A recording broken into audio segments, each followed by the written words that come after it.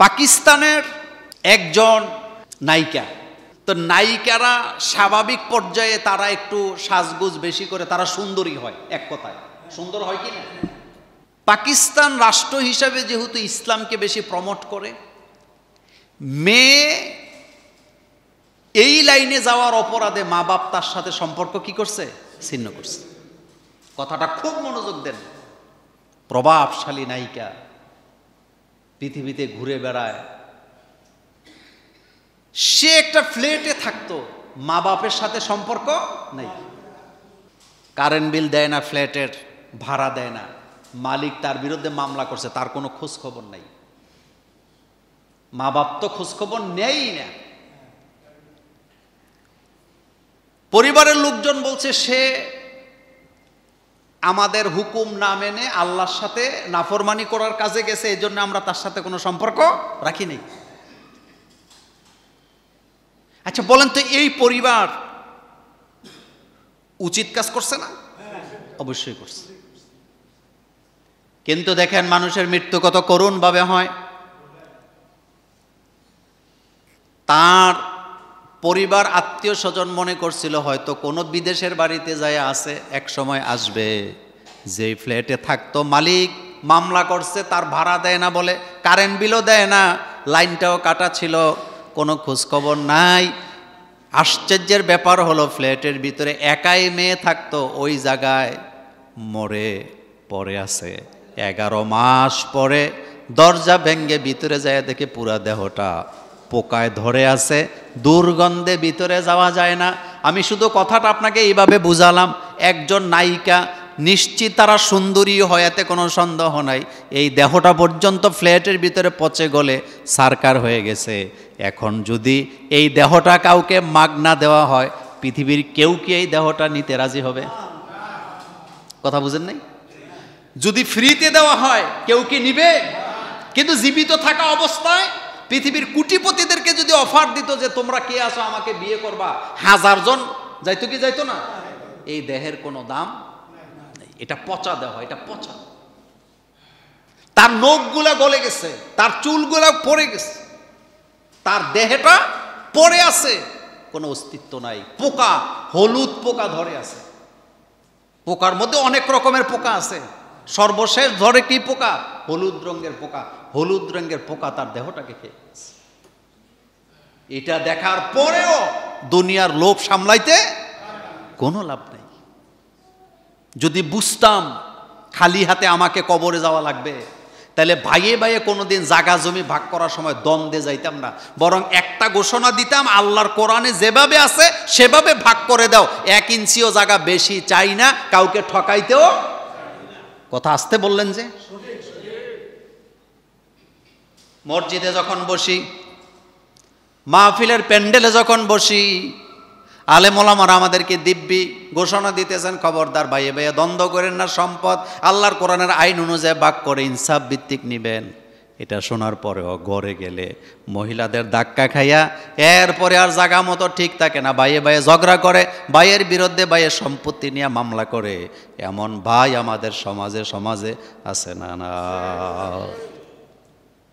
আল্লাহ রাব্বুল আলামিন বলছেন, মিনহা খলাকনাকুম ওয়া ফিহা নুঈদুকুম ওয়া মিনহা নুখরিজুকুম তারাতান উখরা। মিনহা খলাকনাকুম, এই মাটি থেকে আমি তোমাদেরকে সৃষ্টি করেছি। ওয়া ফিহা নুঈদুকুম, এই মাটিতে তোমাদেরকে আবার পুঁতে দেয়া হবে। এরপরে মাটি থেকে তোমাকে বের করে আনা হবে, আমি আল্লাহ রব্বুল আলামিনের সামনে তোমাকে দাঁড়াতে হবে। তোমার জিন্দেগির সমস্ত হিসাব দেওয়া ছাড়া এক চুল পরিমাণ পা নাড়াবার কোনো ক্ষমতা তোমার নেই। এক চুল নড়াচড়ার কোনো ক্ষমতা কি? সেদিন ছেলে মেয়ে, মা বাবা, ভাই বেরাদর, বন্ধু বান্ধব কেউ কোনো কাজে আসবে না। ছেলের কাছে আপনি সাহায্য পাবেন না, মেয়ের কাছে পাবেন না, স্ত্রীর কাছে পাবেন না, স্বামীর কাছেও পাবেন না, মা বাবার কাছেও কোনো সাহায্য পাওয়ার সম্ভাবনা বিন্দু মাত্র নেই। কেউ কারো কোনো সাহায্য করতে পারবে না। মান যাল্লাযী ইয়াশফাউ ইনদাহু ইল্লা বিইজনিহি। আল্লাহ পাক বলেন কিয়ামতের ময়দানে এমন কারো কোনো ক্ষমতা নাই কেউ কারো পক্ষে কথা বলে। সবার জবান থেকে শব্দ একটাই, ইয়া নাফসি ইয়া নাফসি ইয়া নাফসি। নিজের নিয়ে সকলে ব্যস্ত থাকবে, কারো উপকার করার ক্ষমতা কারো থাকবে না। এটা বুঝার পরেও খুব মনোযোগ দেন, হাসরের মাঠে আমি একা, কবরে আমি একা, এটা শোনার পরেও বুঝার পরেও দুনিয়ার লোভ আমরা সামলাতে পারি না। দুনিয়ার লোভ আমাদেরকে গ্রাস করে রাখছে। একটা বাড়ি বানাইছে আরেকটা বাড়ি লাগবে, একটা দোকান আছে আর একটা দোকান লাগবে, একটা জমি আছে আর একটা জমি লাগবেই, টাকার পরে টাকা লাগবে, স্বর্ণের পরে স্বর্ণ লাগবে। অথচ এই পৃথিবীতে যত স্বর্ণ অলংকার আছে, আল্লাহর হাবিব রাসূল করিম সাল্লাল্লাহু আলাইহি সাল্লাম বলেছেন পৃথিবীতে যত স্বর্ণ অলংকার আছে সবগুলা পরে থাকবে, এমন একদিন আসবে এগুলা হাত দিয়ে ধরার মতো লোক খুঁজে পাওয়া যাবে না। ও আখরাজাতিল আরদু আসকালাহা, জমিনের ভিতরে যত স্বর্ণ আছে জমিন এগুলা ভূমি করে বের করে দিবে, স্বর্ণগুলা উপরে উঠে আসবে, কিন্তু মানুষ এগুলাকে আর ধরবে না, কারণ এগুলার কোনো ভ্যালু নাই, এগুলা ভ্যালু লেস হয়ে যাবে, মানুষের জন্য কোনো উপকার আসবে না। এই পৃথিবীতে যেই দেশের কাছে যত বেশি স্বর্ণ মজুদ আছে সেই দেশ তত বেশি সম্পদশালী বলা হয়, শক্তিশালী বলা হয়। কিন্তু এমন একদিন আসবে স্বর্ণের মালিকানা কেউ থাকবে না, কেউ এটা ধরেও দেখবে না। আমাকে কবরে একা থাকতে হবে, হাসরে আমাকে একাই আল্লাহর সামনে দাঁড়াতে হবে। এটা বারবার শোনার পরেও দুনিয়ায় আমরা, দুনিয়ার লোভে আমরা নিজেদেরকে এখান থেকে বের করে আনতে পারি না। এমন হাজার হাজার কোটি কোটি মানুষ আমাদের সমাজে আছে না? না, একটু পরে মারা যাবে এরপরেও দুনিয়ার লোভ সামলায় না। একটু পরে মারা যাবে এরপরেও লোভ আছে নাকি নাই?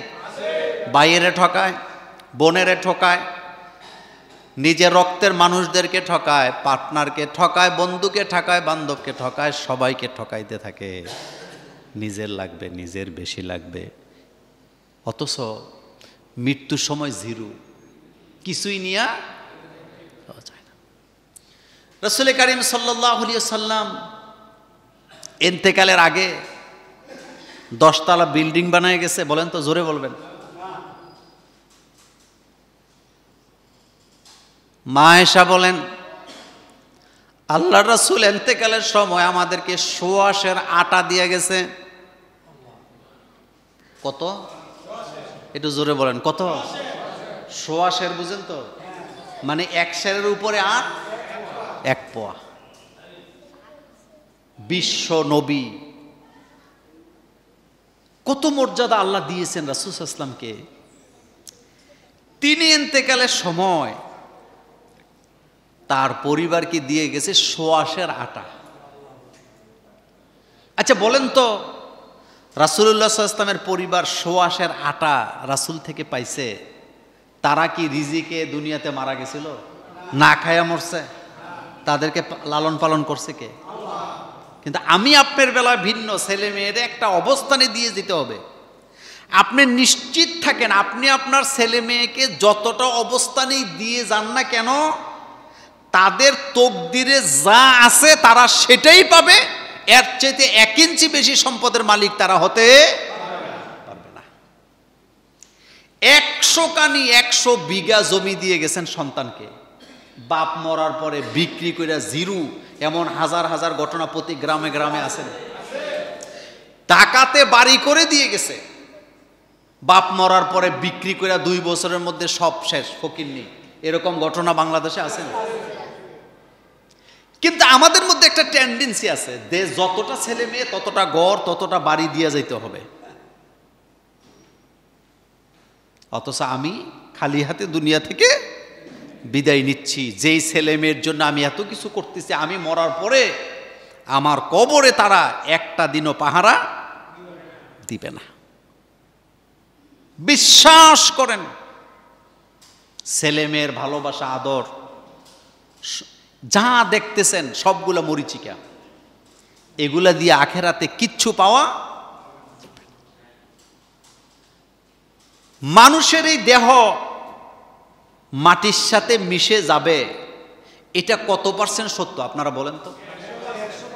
আপনাদের সামনে হাজার হাজার মানুষের দেহ মাটিতে মিশছে নাকি মিশে নেই?